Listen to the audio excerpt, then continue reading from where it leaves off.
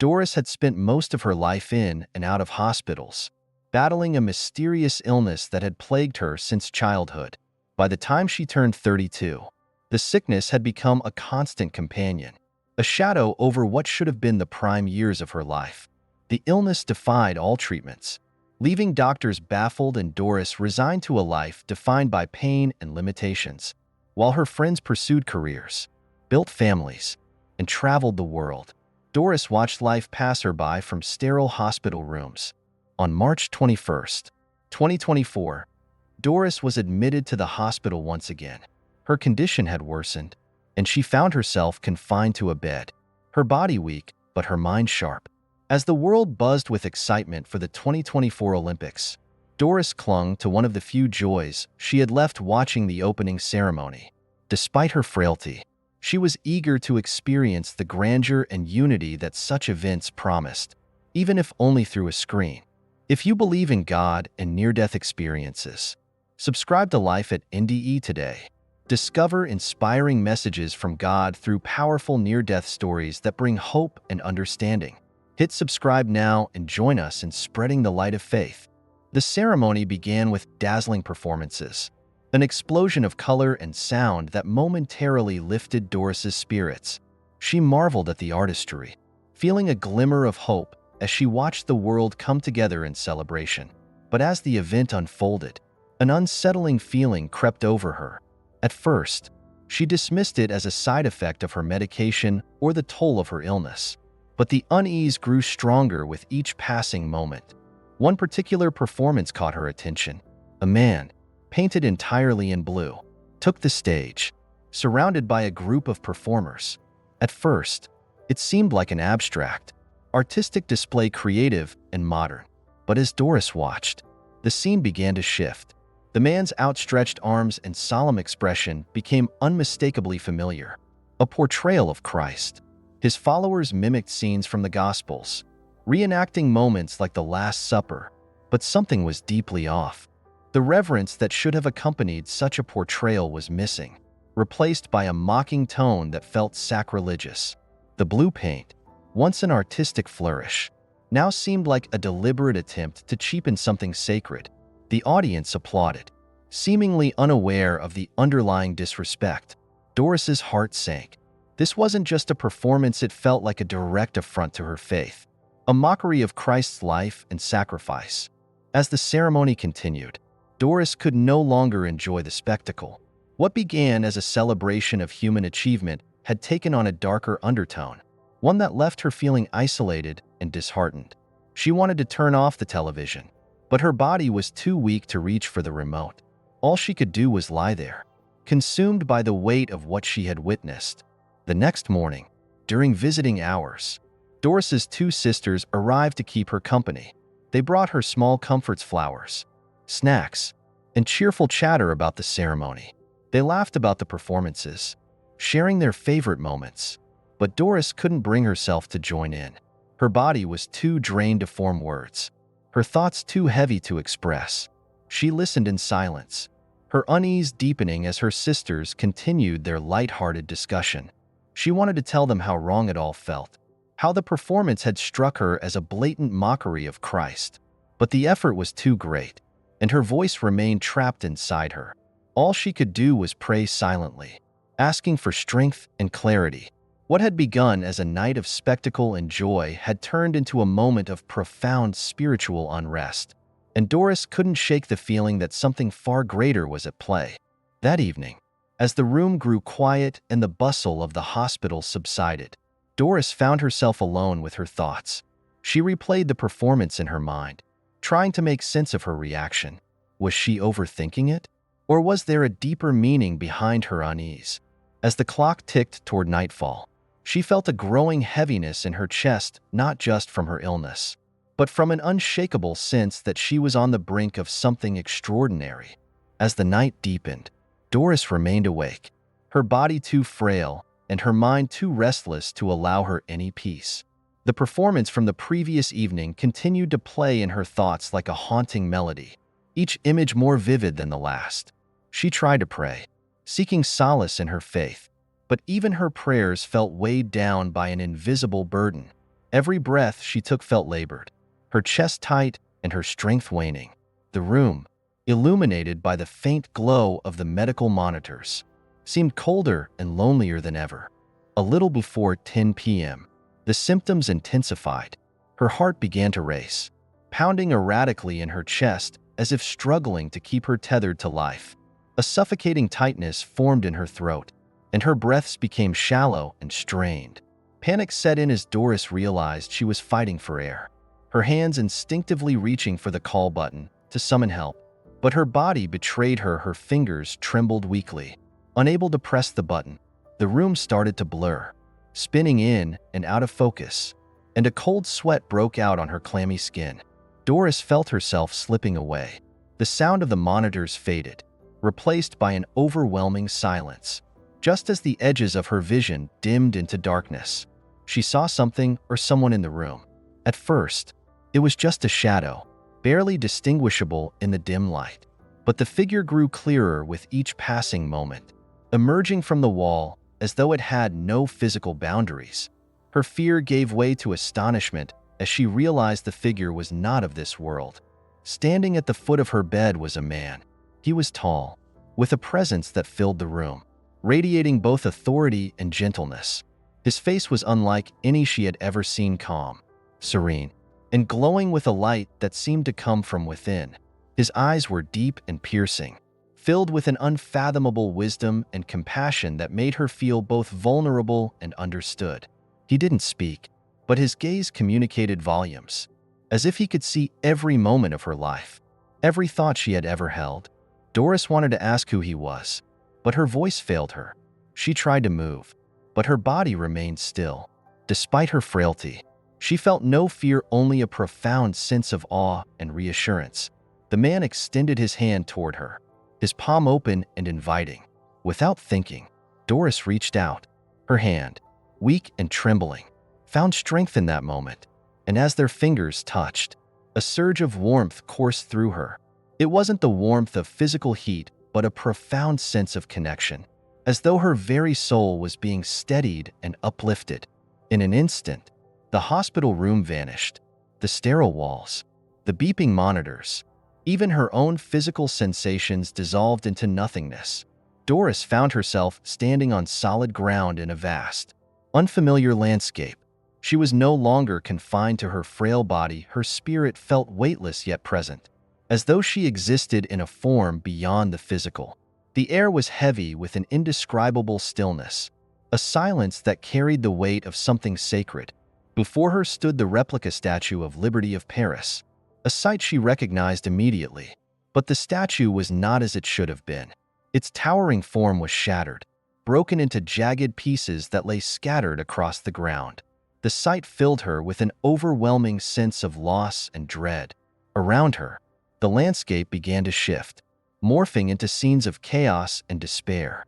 Doris saw two armies facing each other in a desolate battlefield. The clash of weapons and the cries of the wounded filled the air, a cacophony of destruction. Soldiers advanced relentlessly, their faces hardened with resolve. But what struck Doris most were the children, small, fragile figures in the midst of the conflict, wielding weapons far too large for their hands. Their eyes, devoid of innocence, reflected a cold determination that was unnatural for their age. Women, too, were armed, their faces etched with the same hardened resolve as the soldiers. The devastation was total. Buildings crumbled, smoke filled the air, and the ground itself seemed to groan under the weight of the chaos. Doris wanted to cry out, to ask why she was being shown such a horrifying scene. But no words came. The man who had brought her there stood silently beside her, his expression unreadable, but his presence unwavering. From above, the sky darkened, and a massive hand began to descend. It was unlike anything Doris had ever seen, vast and powerful, covering the heavens with an aura of authority. The hand moved deliberately, touching the earth with a force that made the ground tremble beneath her feet. The moment it made contact, water surged from the ground, a torrent so immense it defied comprehension. The floodwaters rose rapidly, consuming everything in their path. Streets, buildings, and people were swept away in an unstoppable wave. As the water rose higher, Doris realized the city being consumed was Paris. The landmarks, the streets, even the fragments of the fallen statue all confirmed it. Paris was being swallowed whole, and there was nothing anyone could do to stop it. Amidst the destruction, a new presence descended from the heavens. A mighty angel, vast and radiant, touched the earth. His form was so immense that Doris couldn't gauge his full height. The moment his feet touched the ground, the earth quaked violently, splitting open as tremors rippled outward. Buildings collapsed, and the land itself seemed to shudder under the angel's presence. This was not merely a natural disaster, it was a divine intervention, a judgment. Doris could feel the weight of it in her very soul, an overwhelming sense that she was witnessing something far beyond human comprehension. The angel's presence was both awe-inspiring and terrifying, a manifestation of power that left no room for doubt.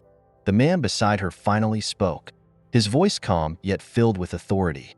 "What you see is an impending judgment," he said. "God cannot be mocked." The words resonated deeply within Doris, confirming what she had felt during the opening ceremony. The destruction she witnessed was not random, it was a direct consequence of the mockery of God during the event. Doris felt a profound sorrow for the people of Paris, for the devastation that awaited them if they did not turn back to God. The man's voice softened, carrying a tone of hope. "But know this, God's mercy is boundless. If the people of Paris repent and amend their ways, there is still hope. God is just, but he is also merciful.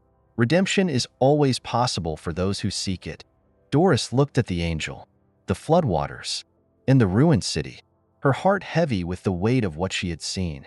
Yet amidst the destruction, the promise of mercy shone like a distant light, a reminder that even in judgment, grace was never out of reach. Doris found herself standing in the midst of a city consumed by chaos. The floodwaters continued to rise, swallowing everything in their path with an unstoppable force.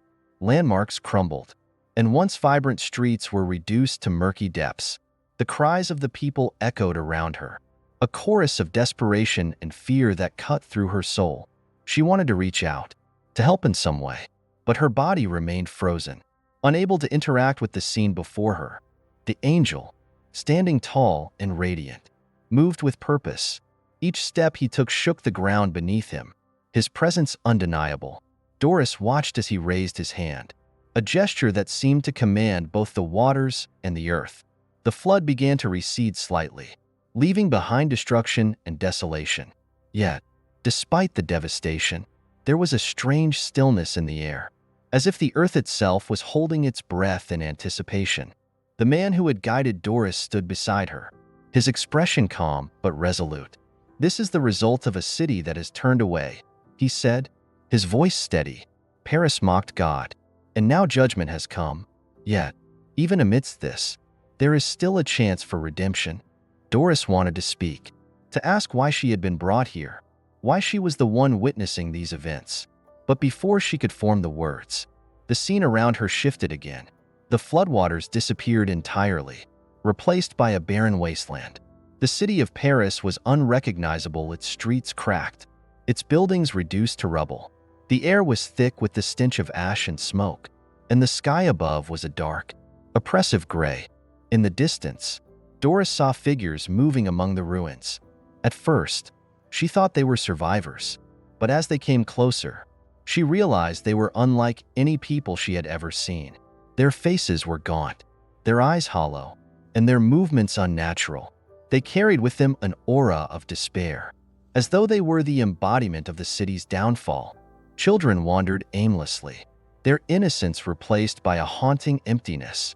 Women and men, once full of life, now seemed like shadows of themselves, burdened by the weight of what had been lost. Doris's heart ached for them, for the hopelessness that seemed to cling to their every step. She wanted to cry out, to tell them that it wasn't too late, that they could still turn back. But her voice failed her once again. The angel, still towering above the ruins, spoke for the first time. His voice was deep and resonant, carrying both authority and sorrow. "This is what becomes of a people who mock the sacred, who turn their backs on truth and righteousness. But know this, even in the midst of destruction, God's mercy remains. His justice is true, but his forgiveness is boundless for those who seek it with humility and repentance. As the angel spoke, the dark sky began to change. A light broke through the clouds, faint at first but growing steadily brighter. The figures in the ruins stopped and turned toward the light, their hollow eyes reflecting a glimmer of hope. Doris felt a warmth in her chest, a reminder that even in the darkest of times, redemption was possible. The man beside Doris placed a hand on her shoulder, drawing her attention away from the scene. His touch was gentle but firm, grounding her in the moment. "Do you understand why you are here?" he asked, his voice filled with a quiet urgency. Doris shook her head, still overwhelmed by what she had witnessed. "No," she finally managed to say, her voice trembling. "Why me? Why am I seeing this?" "You were chosen," the man replied. "Your heart is open, and your spirit is willing. You have seen the truth, and now you must share it. This is not just a warning for Paris, it is a message for all who have turned away, for all who have forgotten the sacredness of life and the grace of God." Doris felt the weight of his words settle over her, a responsibility she wasn't sure she was ready to bear. "But what can I do?" she asked, her voice breaking. "I'm just one person. How can I make a difference?" The man's gaze softened, and he smiled gently. "You are not alone. The truth you carry is powerful, and the message you share will resonate with those who are ready to hear it. Have faith, Doris. Your voice will reach those who need it most." Before she could respond, the scene around her shifted once more. The ruins of Paris faded away, replaced by a vision of the city as it once was alive, bustling, and full of promise. The streets were filled with people going about their lives, unaware of the looming judgment. Doris felt a pang of longing for the world she saw, a world that still had a chance to change. The man turned to her one final time. "This is their choice to make," he said. "Pray for them, Doris. Pray for their hearts to soften, for their spirits to turn back to God. And when you return, share what you have seen. The time is short, but the opportunity for redemption is vast." With those words, the light around Doris began to intensify, enveloping her in its warmth. She felt herself being pulled away from the vision, back to the hospital room where her journey had begun. As the light faded, she found herself lying in her bed once more, the familiar hum of medical equipment filling the air. Her body was weak, but her spirit was ablaze. The weight of what she had seen and heard pressed heavily on her heart, but so too did the urgency to act. Doris knew that her experience had not been a dream or a figment of her imagination. It was a call, a divine commission to share the truth and to intercede for those who had strayed. She closed her eyes, her heart filled with both sorrow and hope, and whispered a prayer into the silence of the night. Doris lay still in her hospital bed, her heart racing with the weight of everything she had witnessed. The vision was as vivid as if it had truly happened, and the man's words echoed in her mind. "Pray for them. Share what you have seen. The time is short, but the opportunity for redemption is vast." Though her body was weak, her spirit felt ignited by an urgency she had never known before. As the night wore on, she reflected on the scenes of devastation and judgment she had been shown. The broken Statue of Liberty replica in Paris, the rising floodwaters, and the towering angel with his resounding declaration all were etched into her memory. But what haunted her most were the faces of the people, the hollow-eyed children, the women armed with weapons, and the men consumed by despair. Each face seemed to carry a story, a life disrupted by choices and consequences beyond their understanding. The following day, Doris struggled to regain her strength. Nurses came and went, performing their usual routines, oblivious to the spiritual battle she was processing internally. Her sisters visited again, bringing the usual cheerfulness, but Doris was too consumed by her thoughts to fully engage. She could no longer keep the experience to herself. It wasn't just a vision for her own reflection, it was a warning, a call to action, and she felt compelled to share it. When her sisters sat beside her, talking softly about everyday matters, Doris finally mustered the courage to speak. "I need to tell you something," she said, her voice weak but firm. Her sisters turned to her, concern flickering across their faces. "What is it, Doris?" one of them asked. Leaning in closer, Doris took a deep breath, her hands trembling slightly. Last night, I had a vision, or maybe it was something more. I don't know how to explain it, but I saw things I can't ignore. She paused, searching for the right words. It was about Paris, about judgment, and about God. Her sisters exchanged a glance, their expressions a mix of curiosity and unease. What did you see? The other sister asked cautiously.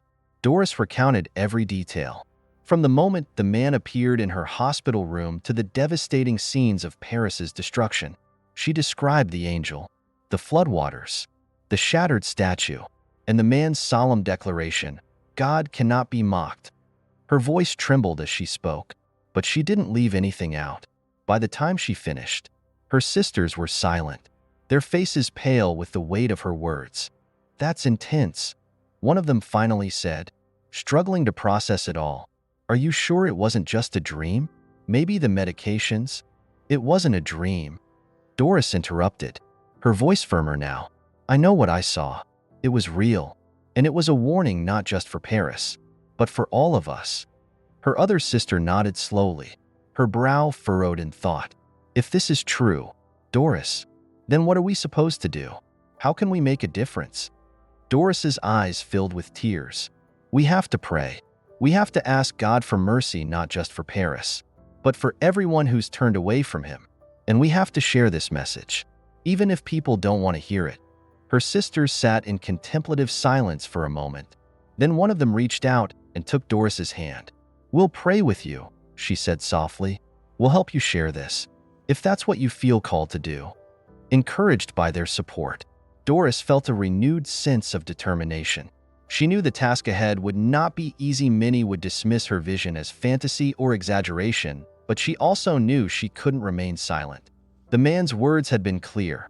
The time for repentance was now, and the opportunity for redemption was still within reach. Over the next few days, Doris began to share her story with others. Nurses, visitors, and even her doctor heard snippets of her experience as she spoke with quiet conviction. Some listened intently, their expressions thoughtful, while others brushed it off politely, offering words of encouragement without fully engaging. Doris didn't let the mixed reactions deter her. Her responsibility wasn't to convince everyone, it was simply to speak the truth and let God do the rest. One evening, as Doris lay reflecting on the responses she had received, she thought back to the man's final words, "The truth you carry is powerful, and the message you share will resonate with those who are ready to hear it." It reminded her that her role was not to force belief, but to plant seeds, trusting that they would grow in their own time. In her prayers that night, Doris asked God for strength and clarity. "Lord," she whispered, "I don't know why you chose me, but I trust your purpose. Please guide me as I share this message, and let it reach the hearts that need it most." Her prayer was met with a profound sense of peace, as though the weight of her burden had been momentarily lifted. She knew the road ahead would be challenging, but she also knew she wasn't walking it alone. The next day, Doris received an unexpected visitor, an old friend she hadn't seen in years. The friend, hearing of Doris's illness, had come to offer support and comfort. As they talked, Doris felt a nudge in her spirit to share her vision once more. Hesitant at first, she eventually recounted her experience, watching as her friend's expression shifted from curiosity to deep reflection. When Doris finished, her friend sat quietly for a moment, then said, "Doris, what you're describing, it reminds me of something I've been struggling with. I've felt so disconnected from God lately, like I've been running in the wrong direction." Hearing this, it feels like a wake-up call. Tears filled Doris's eyes as she realized that her story had already begun to touch lives. Her vision wasn't just a warning of judgment, it was also a beacon of hope, calling people back to God's mercy and grace. As the days passed, she continued to share her message, each conversation strengthening her resolve. She knew the task was far from over, but for the first time, she felt truly alive, her spirit empowered by the truth she carried. Doris awoke the next morning with a renewed sense of purpose. The weight of her vision still lingered, but it no longer felt like a burden. Instead, it was a calling. She had begun to understand that sharing her experience was less about convincing others and more about being obedient to the mission she had been given. As the days passed, word of Doris's vision spread among her family and friends. Some approached her out of genuine curiosity, while others came with skepticism, searching for flaws in her story. Doris faced each conversation with patience and grace, knowing that not everyone would understand. She didn't expect immediate transformation. She simply hoped that the seed she planted would one day grow. Her sisters, who had been her first confidants, became her strongest allies. They joined her in prayer each evening, lifting up not only Paris but all the cities and nations that had turned away from God. Together, they prayed for humility, repentance, and a return to the sacred. Their voices, though small in the grand scheme of the world, carried a conviction that felt unshakable.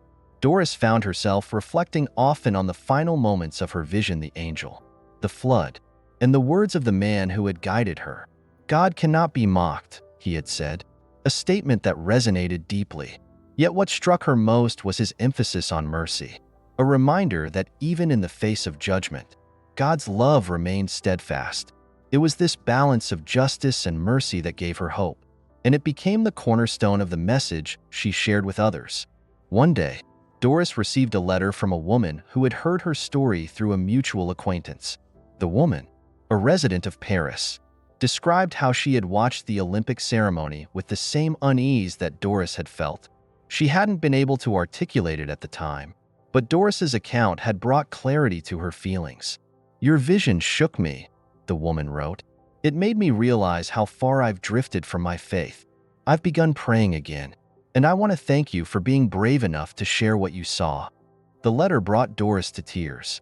She hadn't expected to hear from anyone directly impacted by her story, and it reminded her that her efforts were not in vain. Though she might never know the full extent of her influence, she took comfort in the knowledge that even one heart had been moved to change. As Doris continued to recover physically, her spiritual resolve only grew stronger. She began journaling her thoughts and experiences, hoping that her writings might one day reach even more people. Her entries were filled with reflections on the vision, prayers for the world, and reminders of God's boundless mercy. She knew that her words alone could never capture the enormity of what she had witnessed, but she trusted that God would use them in ways she couldn't foresee. One evening, as she sat by her hospital window watching the sunset, Doris felt a profound sense of peace wash over her. The sky was painted in hues of orange and pink, a reminder of the beauty and hope that still existed in the world. She closed her eyes and prayed silently, thanking God for the strength to carry out her mission and for the moments of grace that sustained her along the way. In the days that followed, Doris began receiving more letters and visits from people who had been touched by her story. Some shared their own struggles with faith, while others simply expressed gratitude for her courage. Each interaction reinforced her belief that her vision had been more than a warning. It had been a call to awaken hearts and bring people back to God's mercy. As her discharge from the hospital approached, Doris felt a bittersweet mixture of relief and anticipation. She was eager to leave the confines of the hospital and return to the world, but she also knew that her journey was far from over. The vision had changed her, not just in spirit, but in purpose. She was no longer the woman who had watched life pass her by from a hospital bed. She was now a vessel for a message greater than herself. On her last night in the hospital, Doris sat with her sisters, reflecting on everything that had happened since the vision. "Do you think people will really listen?" she asked, her voice tinged with vulnerability. Her eldest sister placed a hand on hers. "Whether they listen or not isn't up to you, Doris.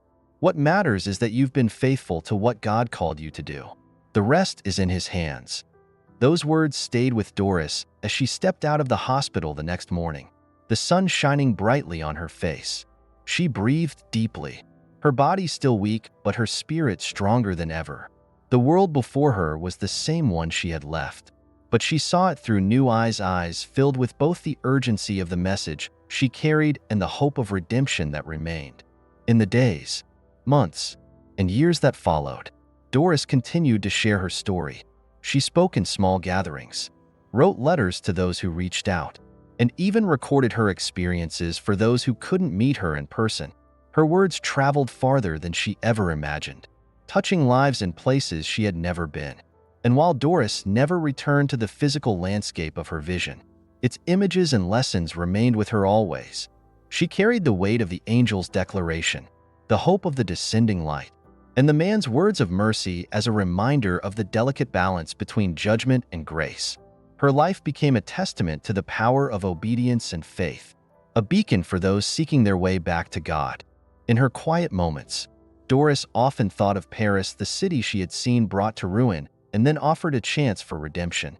She prayed daily for its people, believing wholeheartedly in the possibility of change. For Doris, the vision had been a warning, but it had also been a promise that no matter how far one strayed, the path to God's mercy was always open. If you believe in God and near-death experiences, subscribe to Life at NDE today. Discover inspiring messages from God through powerful near-death stories that bring hope and understanding. Hit subscribe now and join us in spreading the light of faith.